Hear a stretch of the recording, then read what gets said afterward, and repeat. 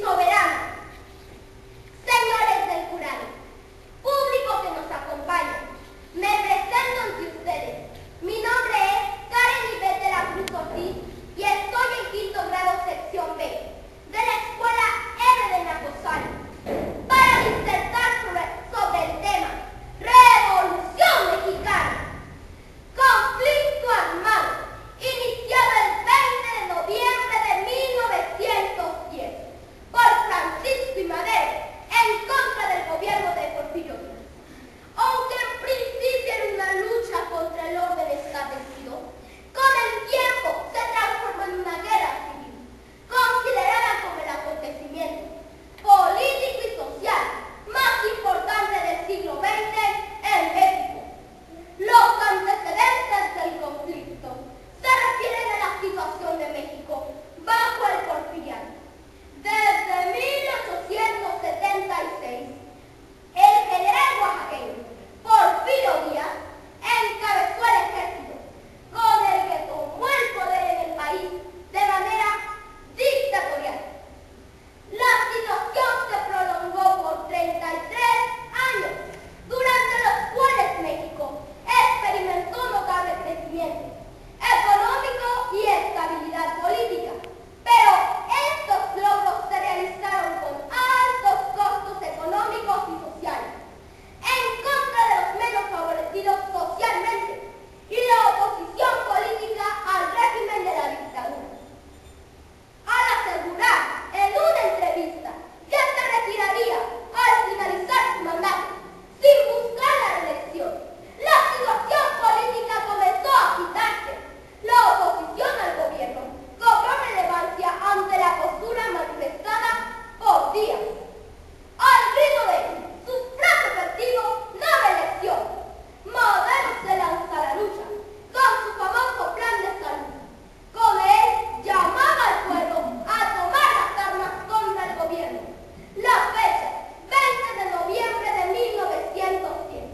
Con ello se logra que Díaz deje el poder y se retire exiliado a Francia. Madero presidente, la lucha da un nuevo giro y comienza la revuelta social, en la cual surgen nuevos caudillos que le dan renombre a la causa.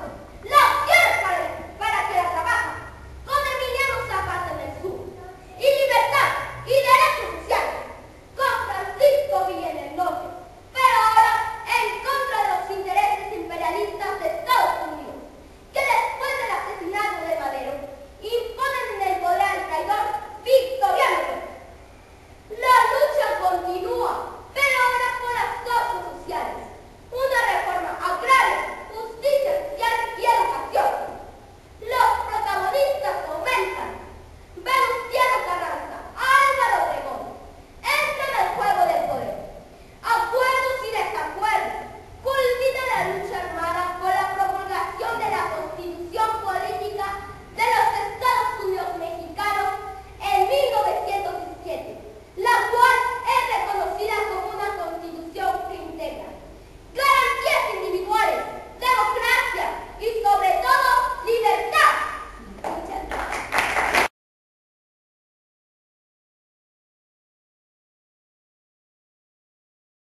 La semilla del progreso, marchemos siempre unidos sin tropiezo, laborando por la paz de la nación. No queremos ya más luchas entre hermanos, olvidemos los rencores, compañeros, que se llenen de trigo los graneros y que surja la sed de redención. Honorable jurado calificador, público presente, estoy ante ustedes para hablarles sobre uno de los sucesos más históricos de mi país, la Revolución Mexicana. Hoy en mi patria se respira el aire de la libertad. Ya no más billetes, ya no más villanos que encarcelan los pensamientos. Hoy podemos hablar, decir y escribir lo que empezamos. 100 años han pasado ya, cuando en México no nació. La vida es dura, muy dura, pero antes era peor. En los tiempos de don Porfirio Díaz, cuánta felicidad, cuánta opulencia, mucho progreso, mucha paz.